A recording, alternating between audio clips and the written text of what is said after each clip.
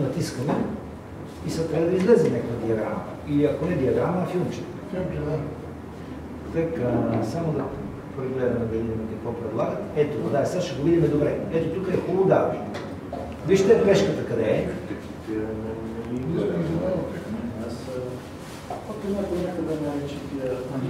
Ето, вижте сега, вижте се как се случва. Те над горите има камера отгоре. Това е много удобно. Ще кажеш кога... И вие ще видите живо.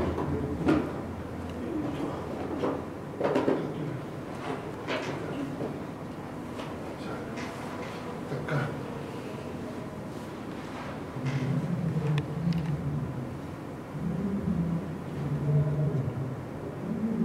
Трябва да не са точно как е станало. Пешката... Не е две. Ще произведе след малко. Ще произведе. А царя му къде да му дадеш? Не, да кажеш много.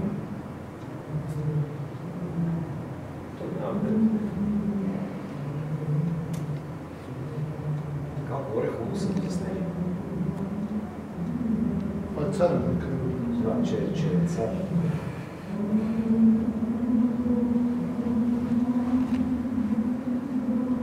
Да си го шах. И ги извади. Това е позицията. От Какво става? да. Припомня, посегна да пипне топа и вика, чакай малко и да спря часовник. Значи той изигра пешката, произведе и натисна той часовника. трябва да сложи на негово място, трябва да сложи фигура. Ето, видяхте ли колко хубав пример. Може би никой няма да обърне внимание до сега. Ето, опа, чакай сега, видяхте ли как сложиха царете? Това знаете ли?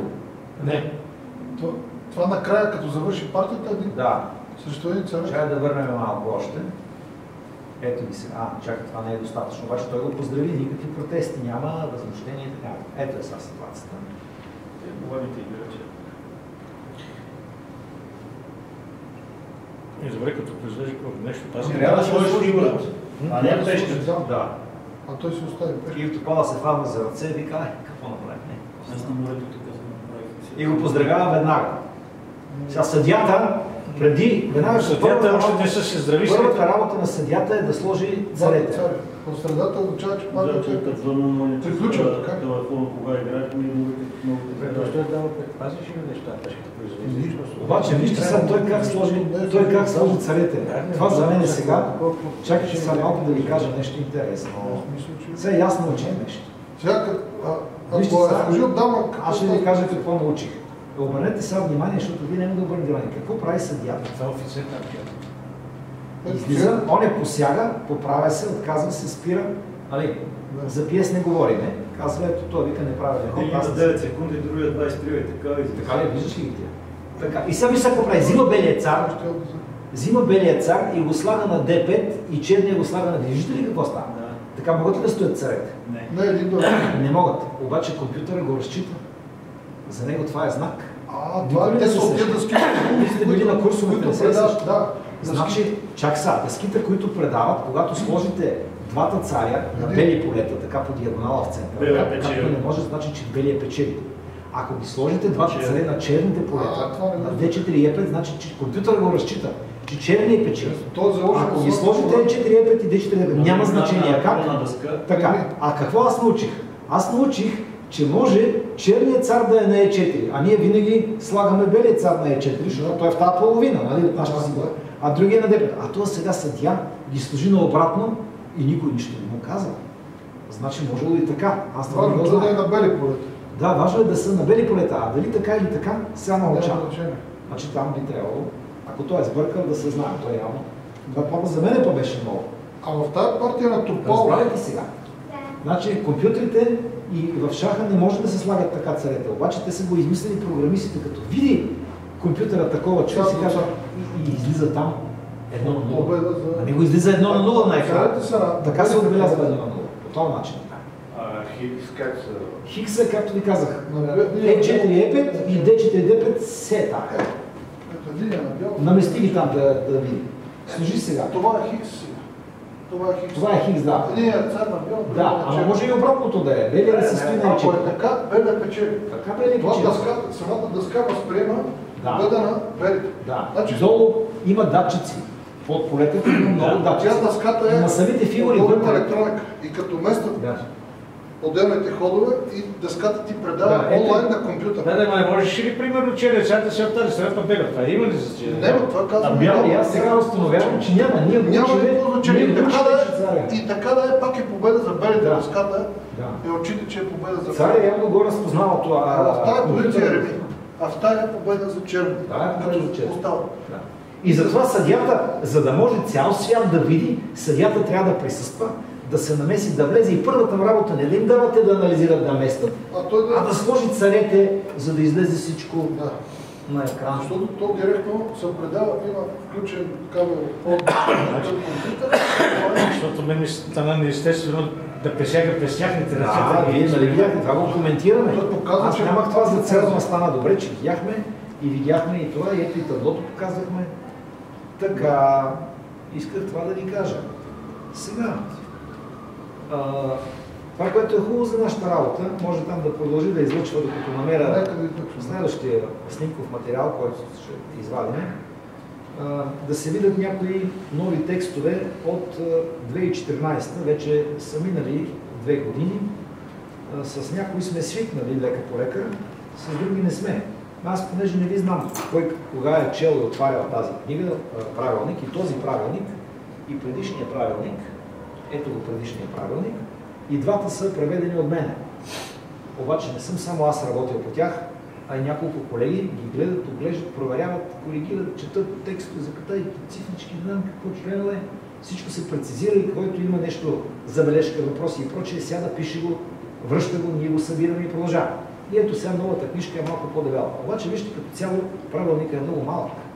Това са, тук като гледам, 23 страници, стари, 23 страници. Тук са 36, 40. Освен това, вече има и това, отделна глава, измамени, против измамите. Правила на руски, донесъл съм руския вариант. Отзад има протоколи, ако някой иска да подава контестация, какво трябва да попълни, кой има ангажимент. След което той 2 месеца или 3 месеца няма право да подава. И това го има по какъвто и да е казус. Да, това много хора не го знаят. Подаваш ти добре, обаче не можеш да злоупотребяваш и всеки турнир да подаваш. Да. И затова са ги отрязали. Първо, че се чака дълго време. Второ, че съдиите докладите ги крият. Те не се обнародват, докато не се вземе централно решение и мнение по въпроса. Завеждат се досиета с оплаквания и разгледат, да може да се контролира. Това е много нещо. Това е много нещо.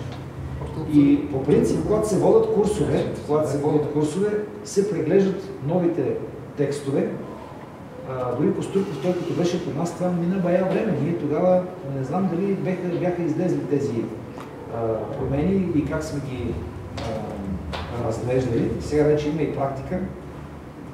Това, което е хубаво да се знае, аз ще ви кажа сега. Например, при произвеждане, поне става въпрос за изпълнение на фигурите, на ходовете, акта на произвеждане вече може да бъде извършен по различен начин. В предишния правилник, ако отворим, ще видите, че не можеше, трябваше пешката да се сложи на полето, да се вземе фигура и тогава да се довърши ходът. А сега се казва, че няма нужда да се слага пешка. Взимаш фигура и направо слагаш фигура. Премахването на пешката, казва, и поставянето на новата фигура върху полето на произвеждане могат да бъдат изпълнени в различен порядък. Значи първо може да сложиш фигурата и после да махнеш пешката, а първо може да сложиш пешката и тогава да сложиш фигурата. Това е. Ако обаче имаш чужда фигура на това поле, трябва да е, казва, вземеш. Трябва да я вземеш. Мога ли само един момент въпрос? Да. Нали, ако няма такава фигура, която искаш да произведеш, трябва да натиснеш часовника там. Такава практикуваме ние, да. Може ли някой да се изхитрува, примерно, трябва да произведе, той натиска часовника, му идва друга идея.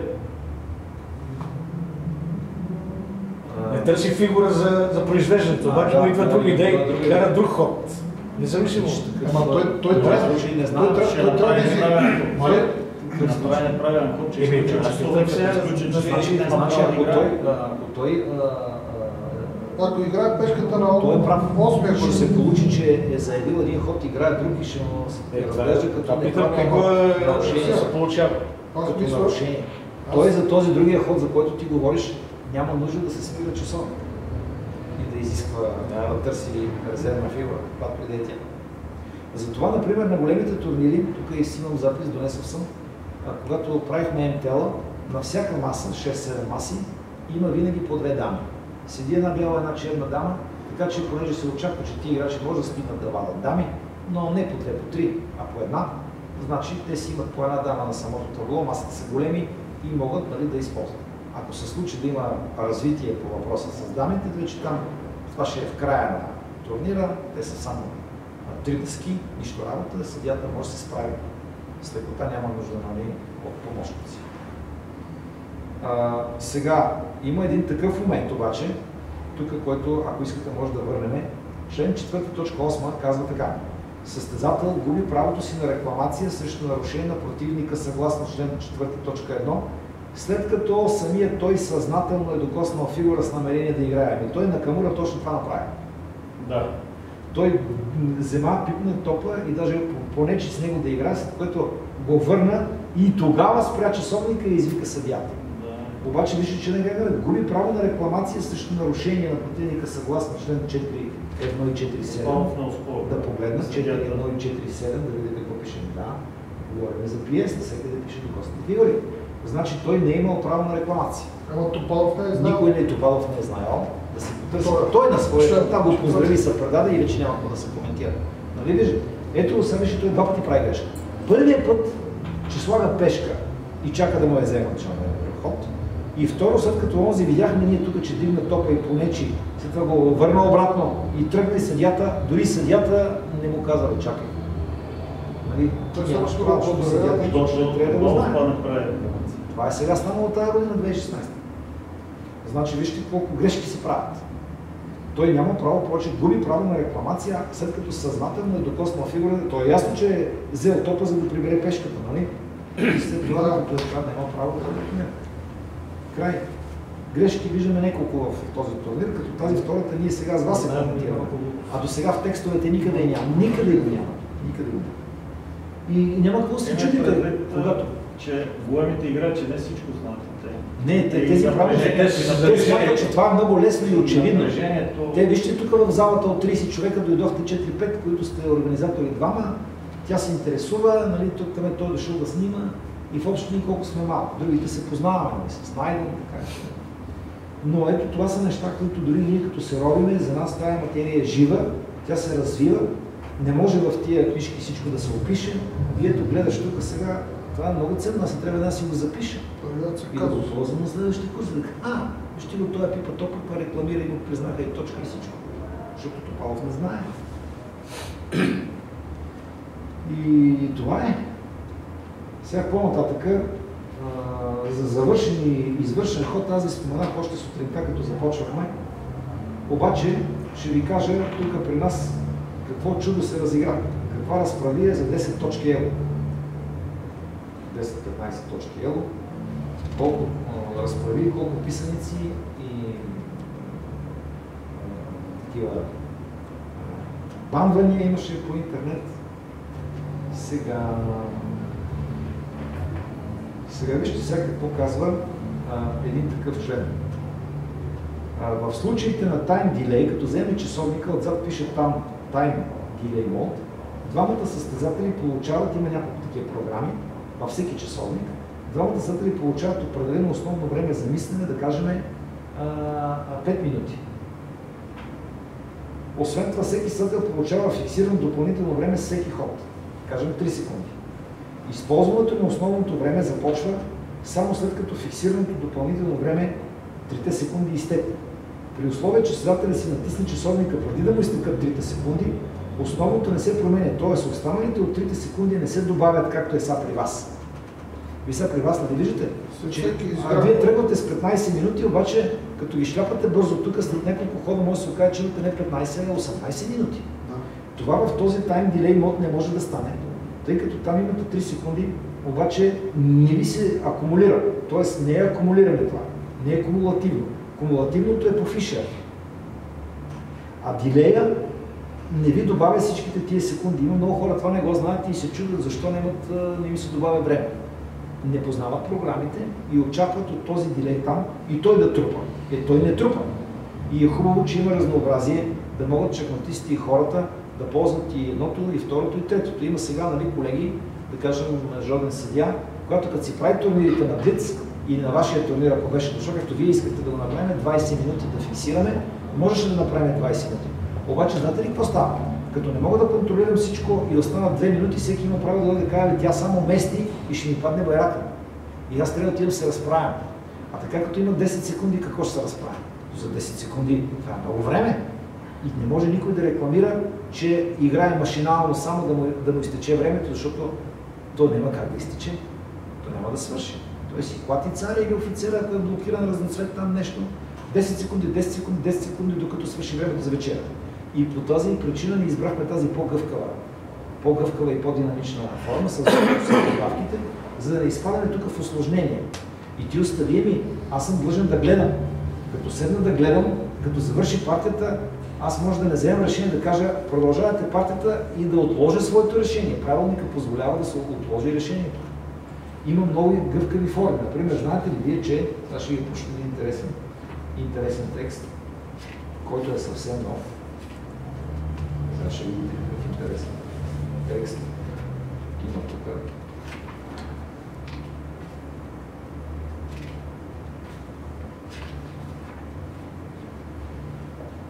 Как се го приготвил?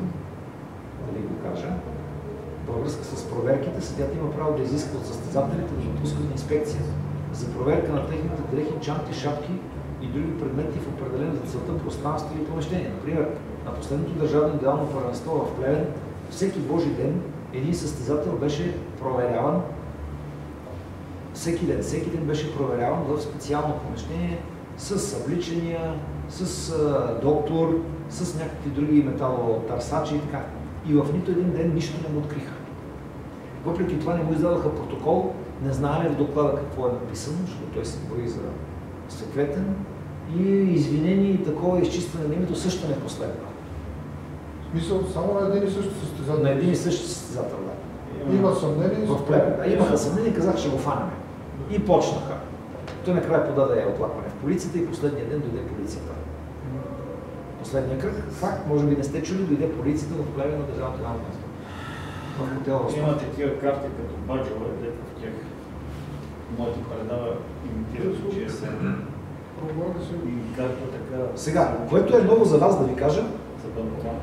Член 11.9 казва, играчът има право да поиска от съдията разяснение по отделни точки от правилника. Това го нямаше до сега. Сега вече всички съдии са длъжни, не както едно време, да кажа, ти защо така реши? И се тикаха. Защото така съм преценил. И викам, защото така съм решил. И не му казва, не му обяснява нищо. Това след свършване на сватката, на срещата. Ви сега, състезател може да оспорва всяко решение на съдията, даже и кое е подписал банката, т.е. ако се е предал. Значи това е много ново за вас. Първо, че имаш право да поискаш от съдията обяснение по отделни точки. И второ, че дори и да си подписал банката, вижте на осмия, може да оспорваш всяко решение на съдията, освен ако регламента не предвижда друго. Дават се винаги възможности така да има по регламента и по съдията да взима решение, но той трябва да знае какво прави и да може да обяснява защо го прави едно или друго нещо. Ето сега съдията може да определя, което аз се интересувах, асистенти да наблюдават партиите, когато има цайтнотки. Съдията трябва да се стреми да следи всички партии, особено когато липсва време, да налага решенията, които взима и да наказва съдители, когато се налага. Съдията има право да добавя допълнително време на единия или на двамата, в случаите на външни смущения на играта. Паднало нещо, загаснал тока, ето такива. Ако някой забележи неизправност или нередност, той може да информира единствено съдията. Играчите от други партии нямат право да обсъждат играта, да се обаждат или по друг начин да се намесват в нея. Съдията има право да изгони нарушителите от зоната за игра.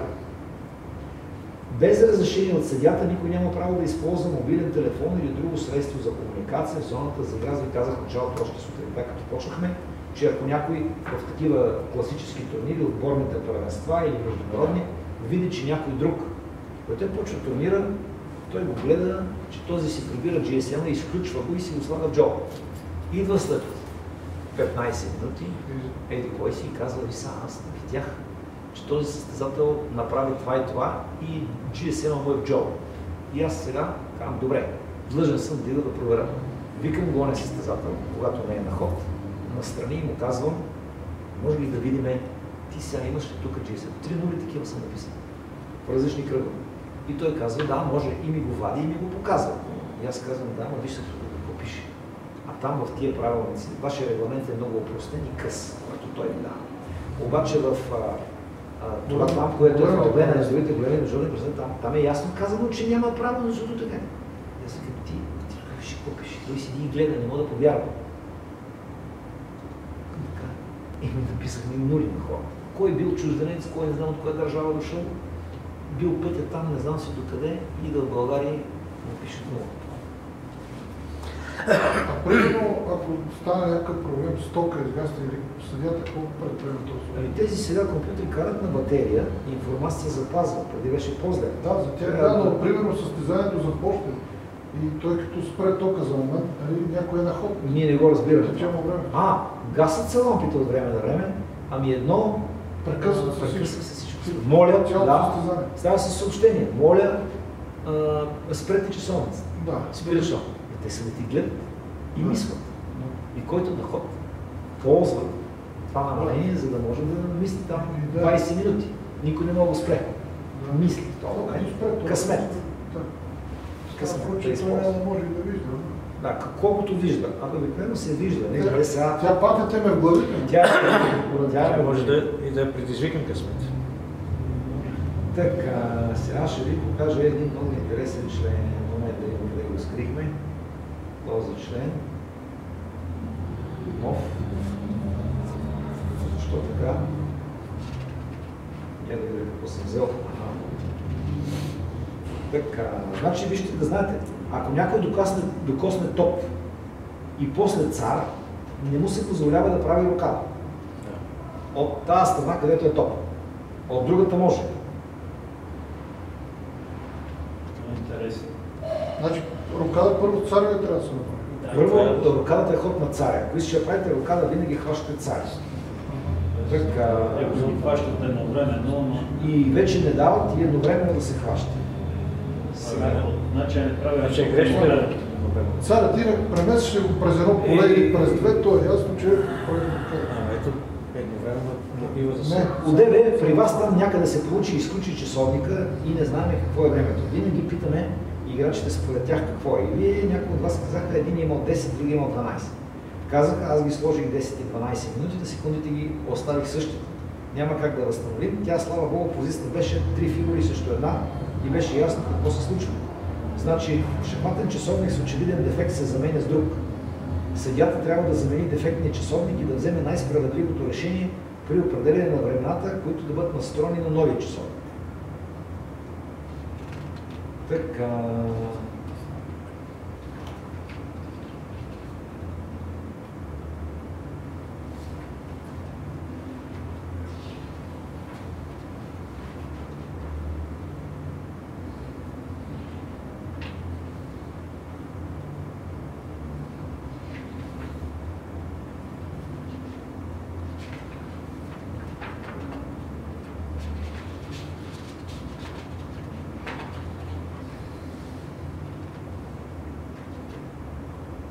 Ако е пипнал първо топ и не може да осъществи рокадата, топа трябва да го играе. Да, но направо, независимо на кое поле или на това поле, което би трябвало да го...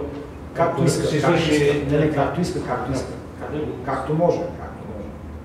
Може, ако пешката хаш е движена, напред. Сега има едно такова приложение G. Финал с бърза игра. Това, което аз тук пак, като правихме контролата и ви предложих на вас да сменим контролата, исках да избегнем и това. Защото виж сега какво става. Това дори много малко хора го знаят. Това е съвсем ново. Финал с бърза игра е нов текст. Фаза от шахматна партия, в която всички ходове трябва да бъдат изиграни за ограничено време. Аз го разбирам за фиксирано време. Преди началото на състезанието трябва да се обяви, ще важат ли тия правила или няма. Ние решихме, че няма. Защо? защото казва, тия правила се прилагат само за класически шах и за ускорен без добавка. А ние направихме ускорен с добавка, за да не се занимаваме с това, защото вижте какво се получава. А на блица тогава? За блиц не въжат също. При вас не въжат и за блиц въжат. Ако вижте сега какво има предвид законодателно, правилно. Ако състезателят, който е на ход, има по-малко от 2 минути при фиксирано ускорен, нашия не е фиксирано ускорен и класически, и му останат по-малко от 2 минути, той може да поиска партията да продължи при друга контрола с добавяне на време от 5 секунди на ход.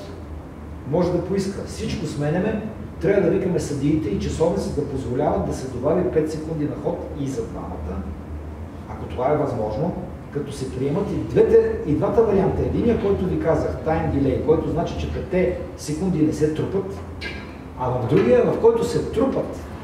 И двете може. Което, като го предложиш, че искаш да минеш на 5 секунди добавка, представлява предложение за реми към другия. Вижте колко е сложно.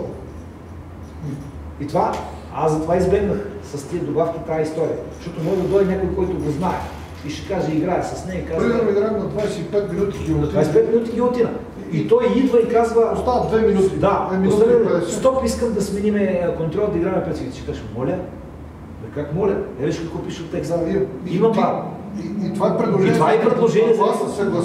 Ако ти не се съгласиш, а съдията се съгласи, какво става? Часовниците трябва да бъдат настроени така, че да добавят време. Значи продължаваш към 5 секунди, обаче съперника получава и още 2 минути. И продължават да играят. Представете си какво става. Това не мога да го разбера. Какво натоварване е това? Значи, ако състезателя, противника не се съгласи, а съдията... се съгласи, минаваш на 5 секунди, и едно не даваш 2 минути компенсация. Ма защо? Нямам представа, не го обсъждам. Някой го е приел. Да са го приели, гласували, умували 2 години време най-малко. Даже 3. Събрали си сълници и ето от този текст, аз съм го подчертал, за да ви запозная, защото знам, че вие не го знаете. И дори нашите тук играчи седят и викат, бе, чакай ви какво говориш. Какво да говоря? То си е написано, че се прилага за класически шах, който е фиксирано, ускорен шах без добавено време, в блиц не и в това, което ние правим не. Така че да имате една гъвкава модерна контрола, 10 секунди и всички трябва да се елиминират. И да представлява той предложение за реми. И ако то бъде отхвърлено от единия, а съдията каже, добре, може, часовниците трябва да се пренастроят, да дойдат в друга програма, се добави време, кой знае колко време ще ги настроим аз, и съперника да получи 2 допълнителни минути и така нататък, и така нататък. И партията казва, продължава. Добре, ако се съгласи противник, съгласява се, получава по 5 секунди, без добавки никакви, т.е. 5 секунди е добавката, но не му давате 2 минути компенсация. Ако знае правилника, ще не се съгласи. Трябва да се съгласи. Ама нали е предложение за реми, аз това не мога да разбера. И вижте колко е интересно и си заслужава сега. Няма практика тук, аз нищо не съм намерил за сега и не са публикували в списанията, които съм донесъл електронно, пак ще пусна. Сега, например, следващия текст, да видим следващия текст, който ще бъде интересен вече, като ги знаем тия текст. Ако този член, сегашното се чудиме на него, не се прилага, играчът, който е на ход, има пак по-малко от 2 минути на съперника, на часовника, той може да рекламира реми, преди да му падне флага. Значи, вместо да иска по 5 секунди, което на него ще може да диша, има хора, които като играят шах им даш 5 секунди, те се съжаляват, че играе своето време. Този обаче решава не да иска такава промяна, а казва реми. И вика съдията, спира часовника и казва, той само клати и не може да покаже план за печалба и не се опитва да спечели, ами ми играе на време, но аз няма. И ще 5 секунди, искам веднага да вика реми. Какво е така? И следват 2 възможности. Ако съдията е съгласен, че другия не се опитва да печели партията силово шахматно, с нормални средства, или ако па не е възможно това да стане и теоретически имаме позиция известна, съдията може да прекрати партия и да обяви за реми. А ако не смята така съдията, ще може да отхвърли рекламацията, а има и трето решение. Сеща ли се какво? Не губи то, който... Значи единият да каже, чакай малко. Единият да каже, да, приемаме партията за реми. другото казва, не е приемен прозорец. Има трето решение. Съдията каже. Третото решение отлага. Партията не казват как, той може да каже, не сте завършили така. А или как си? Съдята определя резултата. И казва, не сте завършили. Той не го бие и другия казва, и почва да се разправя. Той казва, не, тая партия е реми. И да видиш каква разправя. Ако те не знаят текст, ще кажат, какво реми, нали да играхме и му падна байрака. Не се зачитали. И това трябва да ги чета ги тия неща, защото са много ще видите каква разправи е настъпила в София, в един турнир, където аз бях някъде там измежду тия турнирния комитет, в който са сте вие. Значи излиза така, че съдията може да обяви партията и за реми, въпреки че един е доказал друго. Тия работи са полезни да ги знаем, защото не може всичко да се опише. Само при гилотина, значи трябва да избягваме. Вие трябва да избегате тази гилотина. Защото то ще станат казуси. Ще станат казуси. Признание, при компетентност и аргументираност на някой опитен играч ще почне да върти номера. И сега следва и Б ситуация втора. Ако съдията отложи решението си, сега се занимаваме само с това. Той отлага. Противника може да получи, а може и да не получи. Може да получи 2 допълнителни минути време за обмислене и играта да продължи по възможност присъствие на съдия. Съдията обявява окончателния резултат по-късно, по време на партията или колкото е възможно по-скоро, след като флага на единия е паднал. Значи може да е паднал флага, а резултата да не е цайтмот. Той трябва да обяви партията за реми, ако е съгласен, че крайната позиция не може да бъде спечелена с нормално средство. Или че противника на играча, чийто флаг е паднал, не полага необходимите условия, когато Телетън спечелил по цайтмот и иска да получи победа по цайтмот. За да кажа, ти си спечелил по цайтмот мой човек, но аз присъждам реми. На базата на това, че има контестация. И ето ги виждате как са нещата много несложно. Много объркано. То става за полични работи. Ще ви дам един пример. Казвам, един пример. Че ако позицията е примерно цар срещу цар или... Там е ясно. Ясно, ама той може да играе за време. Вижте сега. Контестация. Четем. Шахматен турнир Стрелец 2. Това е било в февруари месец. Бистро 53 до булевард България, там в Мола. Отсреща има едно бистро, където го правят за турнири. Тия Стрелец ги правят се там. Стрелец 1, всеки месец има турнир за международно ело. Заповядайте последния път, даже аз трябваше на вас да ви се обадя, защото то беше преди 10 на дена. Има турнир за международно ело за всичките вас до 2200. Там не трябва нито един над 2200 да влезе. Внимание, пожар! Моля незабавно да напуснете сградата, като използвате маркираните изходи. Изпълнявайте инструкциите на персонала. Моля, запазете спокойствие.